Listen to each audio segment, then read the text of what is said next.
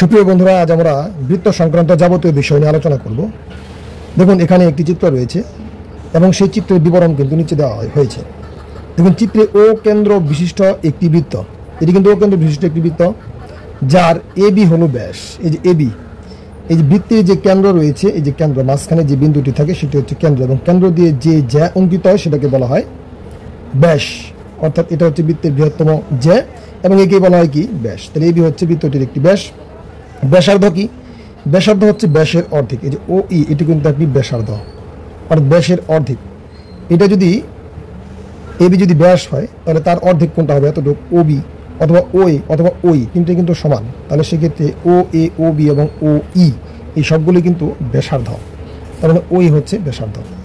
এরপর সিডি সমান একটি জ্যা। এই যে সিডি মানে কেন্দ্র দিয়ে যেটা দেবে সেটাকে বলা হয় ব্যাস, কিন্তু কেন্দ্র ছাড়া যে পরিধি বৃত্তের যে এক প্রান্ত থেকে আরেক প্রান্তে যে সংযুক্ত করে সেটাকে বলা হয় জ্যা। দেখুন, এটাও কিন্তু জ্যা, এটা হচ্ছে বৃহত্তম জ্যা, আর বৃহত্তম জ্যাকে বলা হয় ব্যাস, আর এটা হচ্ছে আমাদের জ্যা। বাস, এই হচ্ছে মোটামুটি মূলত বিষয়। এরপর আসুন আমাদের বৃত্তের ক্ষেত্রফল নির্ণয়ের সূত্রটি আমরা এবার জেনে নিই। বৃত্তের ক্ষেত্রফল নির্ণয়ের সূত্র হচ্ছে পাই আর স্কোয়ার। আর কি? আর মানে হচ্ছে ব্যাসার্ধ।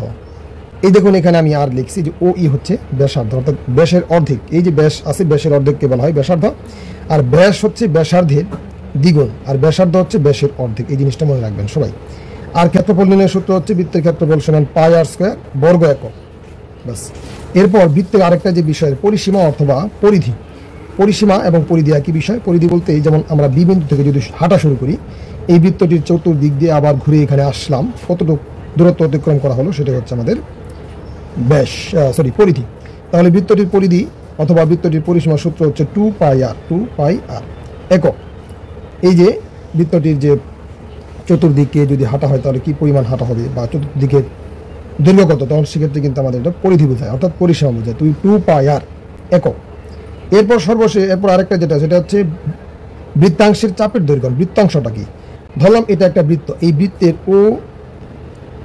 এ ও ই, এই যে এটা একটা অংশ, বৃত্তের এতটুকু একটু অংশ আমরা নিলাম। এই অংশের চাপের দৈর্ঘ্য, এই অংশের মধ্যে চাপ কতটুকু? এ ই হচ্ছে একটি চাপ। এই দেখুন, এই বৃত্তের বাঁকানো একটি চাপ কিন্তু আমাদের এ ই এর দৈর্ঘ্য বাই করতে বলছে। ধরুন সাপোজ এই এর দৈর্ঘ্য আমরা এস দ্বারা প্রকাশ করা হয়, তাহলে এস সমান হচ্ছে pi R theta by 180 degree. এখানে পাই মানে হচ্ছে 3.1416, তো পায়ের মান কিন্তু আমরা অনেকেই জানি যে 3.1416। আর মানে হচ্ছে ব্যাসার্ধ। এখানে ব্যাসার্ধ কত আছে দেখুন, এখানে ব্যাসার্ধ আছে আমাদের হলো ও ই, ব্যাসার্ধ হচ্ছে আমাদের ও ই। তাহলে ও এর মান যদি আমাদের সংখ্যা আকারে দেওয়া থাকে তাহলে সংখ্যায় দেবো। এবং থিতা মানে হচ্ছে কোণ। এই যে এখানে একটি কোণ আছে, কিন্তু এখানে কিন্তু একটি কোণ উৎপন্ন হয়, সেই কোণের মানটা যদি দেওয়া থাকে তাহলে সেক্ষেত্রে সেটা আমরা দিয়ে দেবো। আর এখানে আমাদের কত 180 ডিগ্রি নিচে দিতে হয়। তাহলে এই হচ্ছে আমাদের বৃত্তাংশের চাপের দৈর্ঘ্য, এটা এককে বের হবে। সর্বশেষ যেটা আছে বৃত্তাংশের ক্ষেত্রফল। বৃত্তাংশের ক্ষেত্রফল নির্ণয়ের সূত্র হচ্ছে pi r square theta by 360 degree.